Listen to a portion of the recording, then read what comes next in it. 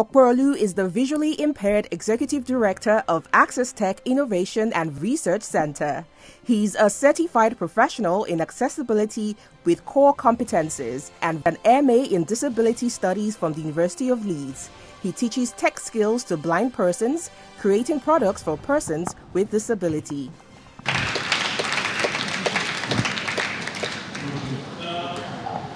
Good afternoon, everyone. Yes, it's been I've actually learned a lot from being here, and I want to thank Kudisa for organizing this, because these are the kind of conversations we want to have, the spaces, the awareness. My topic, of course, is challenges and opportunities to funding and distributing assistive technology through NGOs. That's non-governmental organizations, let's put it in full. And well, it's one of those kind of things that when they give you to talk about, you think in so many directions. I'm going to do justice to what I can, based on over 30 years of work in assistive technology provision, and recently being a CEO of an NGO. So I've entered the two sides of the coin, and I'll be doing justice to what I have to do. So now let me speak to my paper. Okay, is it? Okay, so the first, firstly, I know we've had it severally, assistive technology, but before I start, let me just explain something. Because I spent a whole year doing disability studies, I've come to start using certain phrases in certain ways. So impairments, for example, when I say people call some things disabilities, that's what I call impairment. So when I say impairments, I'm talking about hearing impairment, visual impairment, and all that. When I say disability, I talk about what happens to you when you have an impairment. So it isn't the impairment, it is the way the impairment affects the way you interact with your fellow men, with your society, with school. That is what disability is. So that's the context in which I'll be speaking, and that's just it. Okay, so. Oh no, okay, I'll try to slower. Okay, so firstly we will define assistive devices. It's the reason why I'm doing this is we've said assistive technology and then assistive devices. Are they different? Yes. Assistive devices are the things themselves, the apps, the phones, the prostheses, the walking aids, the hearing aids and all those things, hearing loops and all that. Those are devices. Now, assistive technology. Okay. So assistive technology comprises. Assistive technology comprises these tools as well as the support systems that enable them. So the knowledge of using assistive technology is part of assistive technology. Of using assistive devices is part of assistive technology. The system, that's the taxation, the laws and all that enable assistive devices to reach people that need them are also part of assistive technology. So technology isn't just tools. It is about the tools, the tasks, the people, everything that is involved in achieving those things is what technology is. And that's the sense in which we are also talking about assistive devices. So the devices are the things, so the slates and stylus for the blind people, the hearing aids for the deaf, the wheelchairs. Okay, so now that's the definition of assistive devices. And now let us look at NGOs. What is an NGO? It's a very, very broad terminology. I once asked somebody, I think whether MTN was an NGO. Do you think MTN is an NGO?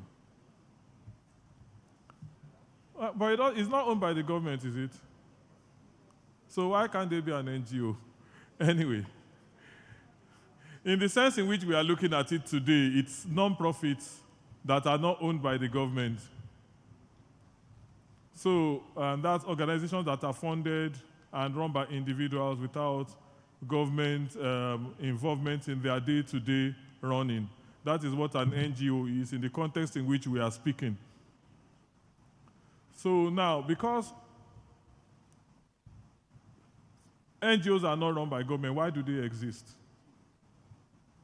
They exist because private citizens have found out that government is not addressing certain things that are affecting them or affecting other people in their community. And they want to find a solution to it.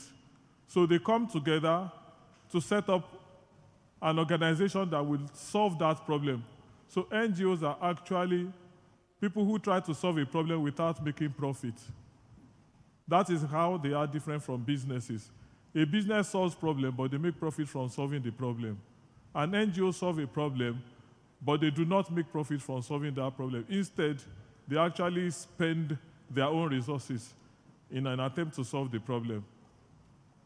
So how does it come to assistive devices?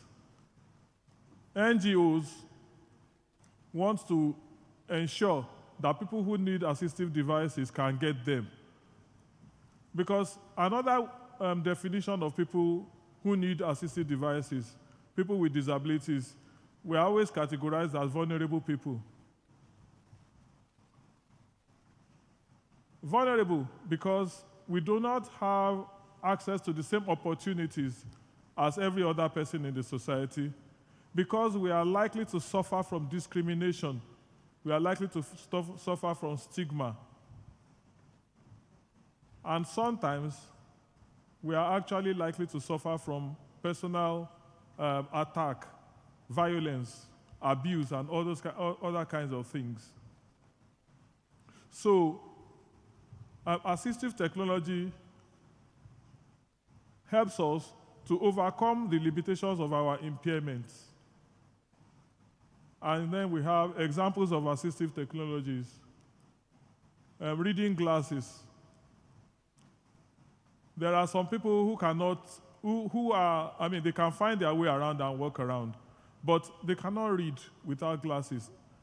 I'm not talking about these prescription glasses that most people are wearing that just automatically translates them to sighted people.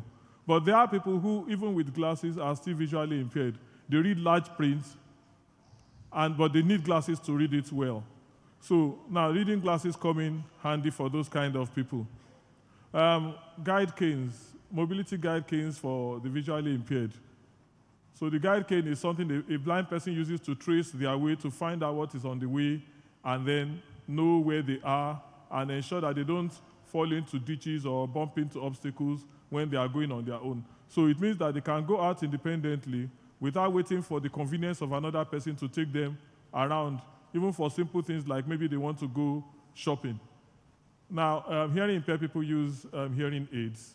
People who have motor disabilities, or mobility disabilities, as we will call them, use wheelchairs. So these are examples of assistive devices. Now, NGOs get these devices to people who need them. They buy them with their own funds. They arrange for transportation to get them to the people, or sometimes they arrange programs. Some of the programs, they actually fund the attendees who are going to benefit from what they are giving, and they give them the devices. That is how NGOs come into distribution of assistive devices. In some cases, some NGOs have gone to the extent of becoming manufacturers of assistive devices so that they can get them at the least possible expense to make them affordable and give them to people who need them. And then sometimes NGOs also have to do capacity building. They have to learn how to use some of these devices so that they can pass them on to the people that need it and show them how to use it. I think one example was what Kodisa did with Ugoji. I hope I got your name right. Okay, thank you. So that is the kind of thing that NGOs can do, and they do consistently. Now, there are challenges to this. One of the challenges is affordability. I think Barrister Safi mentioned it in his speech. Ugoji also hinted at it. So we can't really discuss assistive devices without price because they come at a cost. Even simple items like a slate and stylus that a visually impaired person needs to write with. A notepad that they borrow might cost maybe 1,500 naira. I'm being conservative. For a slate and stylus, a blind person is going to buy a slate and stylus for 14,000 naira. Look at the difference. So a child, and I'm saying this out of experience, I've met families where they can't even afford that. They beg for it. In a country like Nigeria, where some people are living below the poverty line, because there is a very, very close relationship between disability and poverty. A lot of people who are living with impairments, who are people with disabilities, are disabled because their parents cannot afford the health care that would have prevented that disability in the first place. So poverty and disability work very closely. So people with disability cannot afford these devices, and the NGOs come to try and afford it. But then the NGOs find that there are so many. What was the estimate that Barrister Safi gave? About 30 million people in Nigeria. And I'm sure that's very conservative. There's not been a proper analysis. If we look at every family in Nigeria, and I say it, if you are from any family and there's nobody with a disability in your family, I challenge you to get up and tell me. Your extended family, maybe not your nuclear family. And even the nuclear family, you are not sure. Because there are certain invisible disabilities. You just find that some people behave in a certain way. You say, the guy in a skunk guy, it may be a disability. It may be something and you don't know. So, disability is as prevalent as that in every human community. It touches us, it's around us all the time. So, the estimate of 30 million is actually grossly conservative. It may be a lot more. And so an NGO decides that I want to help visually impaired people, blind people. And then you find out that there are about maybe 10 million blind people in Nigeria. Where do you start from? You can only do the one that is near you. So funding affordability. You can find out more about people, but you don't have the funds to reach more people than a certain number. So that reduces the reach. Apart from that, there are certain assistive devices that are very expensive. Thank God for AI. To get an automatic captioning machine, which is what was prevalent before AI apps have come to help with real-time captioning, you'll be spending millions of naira. The average audiometer, the simplest audiometer, costs about 1.5 million to 2 million naira. There are the sophisticated ones that cost more than 10 million naira. A braille embosser costs about 10 million naira today. That is the equivalent of the printer that you go to the market with 70,000 naira and buy to produce your document from a computer. A refreshable braille device, which enables a blind person to have access to digital technology in braille. The cheapest one I know of costs about 2.2 million naira. There are devices that cost about 14 million naira in that category. And then you have the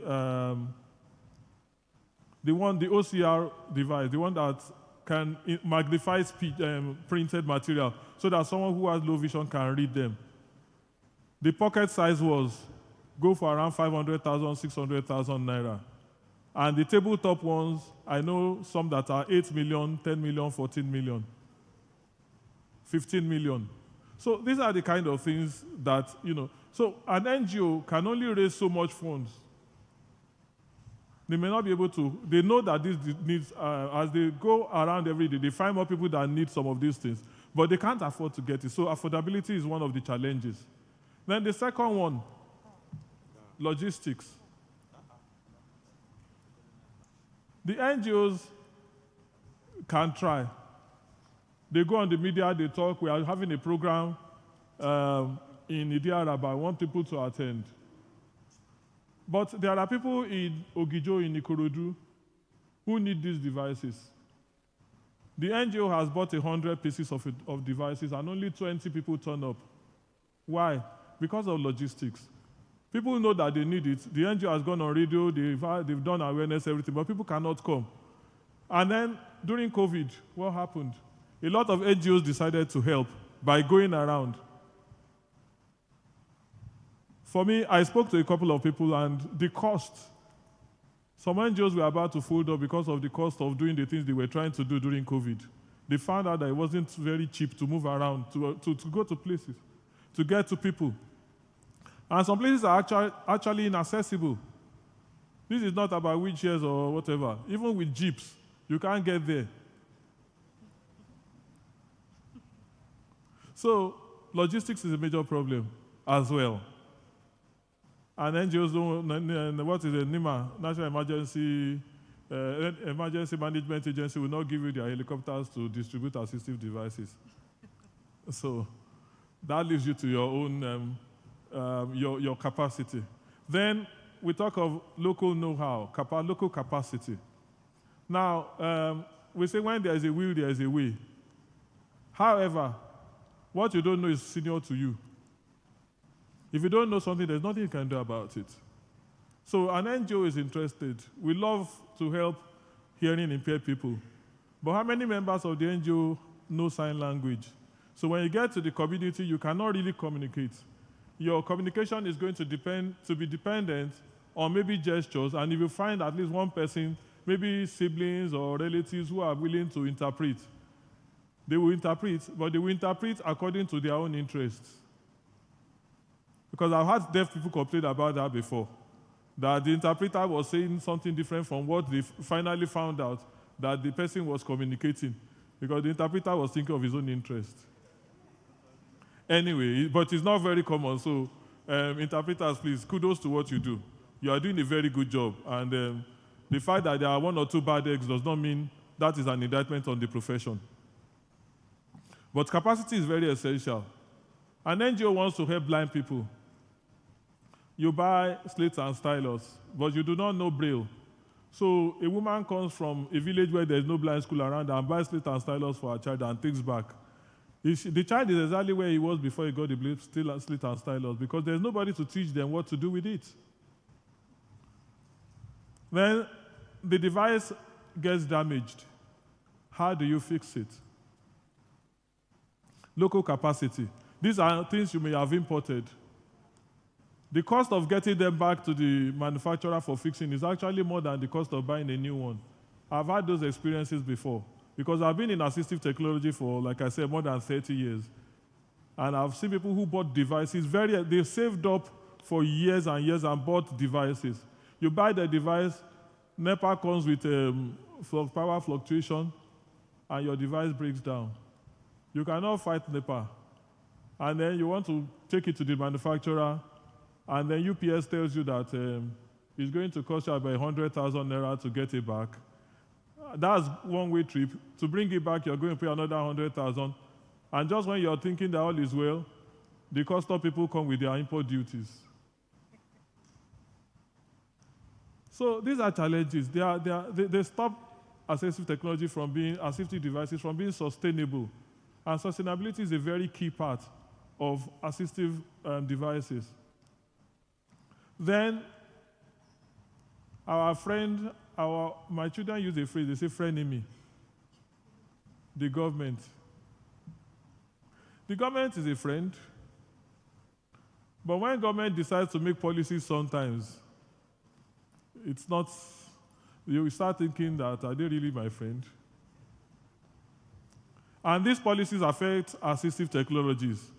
There are sweeping policies that government makes, especially when it comes to importation, foreign exchange. There were some time they did some banking reforms. Nobody can send money out of Nigeria, this and that and that. How do you import a technology that is not available when you cannot get the money across to the manufacturer? For those years when Nigeria could not send out money, I think between 2020 and 2025, many of us who are persons with disabilities suffered. And NGOs who were helping could do nothing because they had to pay money out. And they cannot break government regulations. In any case, the bank will not assist you. So these are issues that come up. There's some of the issues we don't always see often, fitting. It is always easy to assume that assistive technology or assistive devices are for everybody. For example, commonly, a lot of people, when they want to do something to help the deaf, they go straight for hearing aids. I believe that majority of deaf people cannot use hearing aids. It's only people who are partially deaf that benefit from hearing aids. So when you start a blanket approach of giving hearing aids to every deaf person, you're actually not helping. But worse still, if you give the wrong hearing aid to somebody, even if they have partial hearing, that hearing aid can actually take away the remaining hearing they have. If you do not know that there are things about fitting when you are doing assistive technology. So that capacity to fit assistive technology to the user, we call it matching, user technology matching. If you don't have it, it can be very outrightly dangerous, and that's a challenge that NGOs also have to brace up to. Then, look, capacity for repair. I think I've mentioned that before. When the devices get damaged, to fix them. So we put those are the challenges as we have them now. And those challenges come mainly because NGOs operate from the charity model of disability. We want to help, we want to give. We want to give to them, give them, that is what they need. It's good though because it's kindness. But sometimes we should go a little beyond being kind. Let's go into being knowledgeable. It helps. And then there's this phrase, nothing about us without us. I think that it is very important. I was listening keenly, and I noticed that Kodisa was talking all the time. We have blind people in the church. That is how it is. I'm sure when they started in 1984, 41 years ago, nobody was thinking in those kind of directions. And as things went on, they began to think. So that has taken me into my next set on my paper, the opportunities. Because one of the things that NGOs can do, they can evolve, they can change their methods, they can change their approaches in the process of moving forward to provide assistive devices.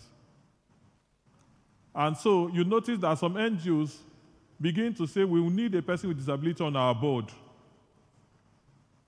And it's not just a person with disability, because I must be very, very circumspect at this moment. Some people are living with an impairment, but they know nothing about that impairment themselves. So if you put them on your board and say, you are going to be exactly where you were. So look for people who know, people who are knowledgeable about a device. It's just like someone living with an illness. The person, if I live with malaria, I don't know about malaria just because I have malaria. It's the doctor that knows. So a person with disability may have an impairment, but he doesn't know. He knows where the shoe pinches him. But he's not a shoemaker. He doesn't know how to fix the pinch. So it's very essential that we look for people who have capacity to work with NGOs. NGOs have to look for that. But they have the chance. They can evolve. Their funds are not governed by anybody. It's theirs to use and to decide how they want to use it. Their time, which is the most valuable resource on earth, time, is also theirs to decide how they want to use it. And the best way to use it, of course, is to use it with capacity. Because when you use your time effectively, then you achieve more with it. So that's one of the opportunities. The second opportunity, of course, is still related to the first, capacity building. NGOs can also volunteer to avail themselves of knowledge. Thank God for the internet. If you go online, you can find out so much. I studied disability studies at the master's level, but I can say I've learned so much more reading. When I started out with computers, teaching blind people how to use computers back in around the turn of the century, around 1999, 2000, it was very difficult to find people who would teach. There was nobody in Nigeria that would teach me. It wasn't a matter of even difficult. What was I doing? I was spending my money going to internet cafe and downloading materials and reading and all that and I thank God it paid off. But now knowledge is freer, it's more available, more accessible. So we should take advantage of it. If we don't know, Ugoji was talking about AI. Go and get Gemini. Go to Gemini or ChatGPT. Ask them questions. Go put a prompt. How do blind people use Braille? What are the things that blind people use to learn Braille? And all that. It will give you all the information you need. So you have access to information. And what they say, information is power. The more information you have, the more knowledgeable you are, and the more effective you can plan. So that's another opportunity. Another opportunity is funding. Even though it's a limitation, it's also a plus. An NGO has the right to fundraise. So when you understand what your needs are, when you understand what your projects are, what your projections are, you have an idea what your budget is. I was doing background when I was researching for my paper. I researched Kodisa. Sorry, Kodisa, I'm talking a lot about you, but I had to research you. You can't be my host and I won't know you. Because if you go somebody I don't know the person, and the person will give you something to eat. If you don't know the person that's giving you something to eat, it's dangerous. But that's not it. I mean, I like Kodisa. They've always been around. And it's not the first time I'm hearing about them. So I had to say, what have they been doing all these years anyway? And I was finding out that Kodisa is on a project to raise, I think, 500 million naira. And I was looking at what they wanted to do with it. And I saw that all those things were knowledge-driven. It means that they've done their research to look at what are the areas where this money can be most effectively utilized. And they've concentrated on those areas. So that's another opportunity that NGOs have. You can decide how much money you want, and then you can now start looking at how to raise the money and put that money together. That's a programmatic approach to addressing the problem of assistive technology, funding, and distribution. Then, of course, collaboration. NGOs have the opportunity to collaborate with the government, with fellow NGOs, with corporate organizations, with funders, with even manufacturers of assistive technology. Because when you go as an individual to any of these kind of people, they may not take you serious.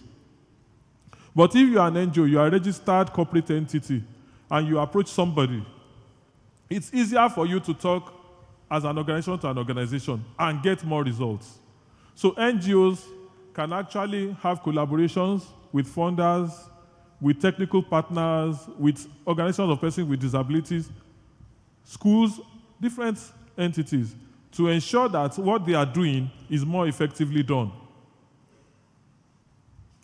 And then NGOs can start manufacturing assistive devices. With 3D printers, that's a lot easier. There are quite a few organizations in Lagos who are already doing 3D printing of prostheses, and they are distributing them. Even for things that blind people use, slates and stylus, 3D printers can print them. You can print games, tactile games. You can print even the walking sticks. You can print part of it. If some part of the guide cane gets damaged, you can use a 3D printer to quickly produce that part instead of waiting to import it. So 3D printers have come. They've given us a leverage in terms of manufacturing of this technology.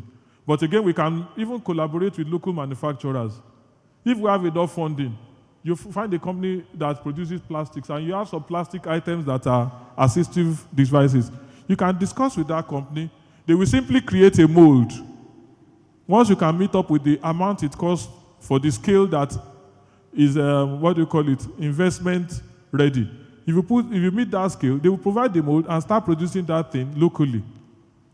There are some things that can be produced locally, so that's an opportunity as well. And I think NGOs should look in those directions. Okay, so let us look at the success stories. How have NGOs done this? How many NGOs are doing this? We don't have a lot of time. There are so many NGOs in Nigeria, all over the country, who are doing things. I'll just mention 3 because of time. One of them is the Irede Foundation. The Irede Foundation distributes prosthetic limbs to children. And I think they started out in 2015 or so, or 2016. This is how many years on? In 12 years, 12 years ago, that was 2013. In 12 years, they have succeeded in distributing to 500 children. It may look like a small number, but firstly, you have to even find the children. You have to fund the prosthesis, because prostheses are very discriminatory. It has to be exact for the person. You can't go to the market and just buy anything and give somebody. So that's a lot of work. But they've also evolved into different things. They are doing models like collaboration for internships. They've gone into other categories of disabilities trying to help.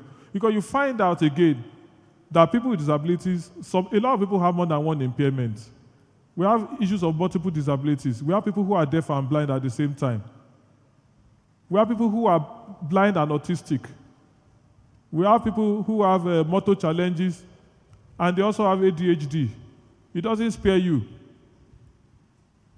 So the fact that you have an impairment doesn't stop you from having another impairment. And when you have multiple impairments, you treat one, what happens to the second one? So Urede Foundation has moved into models that include other categories of impairments. And that is paid off. Then I'm coming back to CODISA again. CODISA started in 1984. That was 41 years ago. I think I was just finishing primary school that time.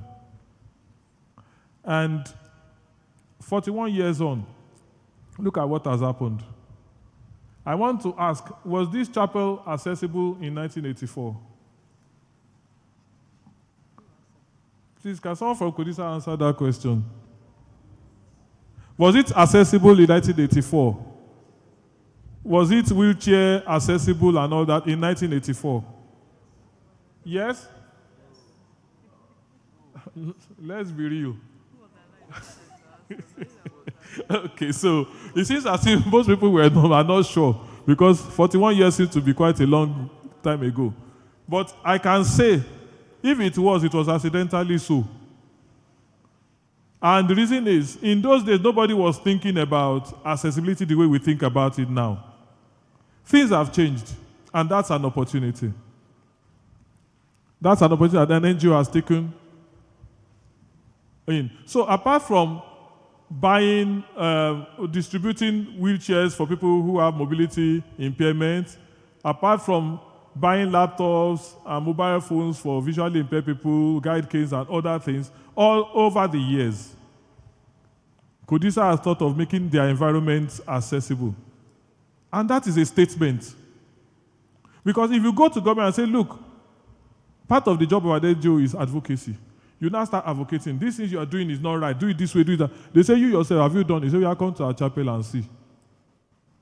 When they come here and they see, it's fully wheelchair accessible. The lighting is bright. Everything is, what would the government say? Okay, teach us how to do it. Right? So automatically, you have a oro, as Yoruba will say. Means you can talk and you can stand by your words. You don't have to eat your words.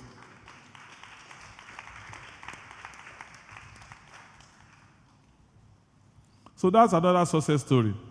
And I mentioned the scheme to raise more money so that more devices and more programs can be planned and implemented to reach more people. So that's for CODISA. Then the last organization I will talk about is Accesstech Innovation and Research Center, of which I am the CEO. And what we do, we have a tech school for the blind. We teach blind people technology. I started teaching blind people how to use computers in the year 2000. This is 25 years on. Now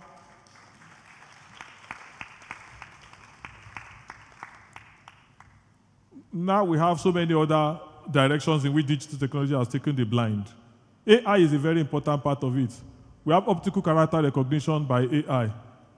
That was what Ugoji was describing when she was talking about the Gemini Live, telling you what is around you or reading something to you.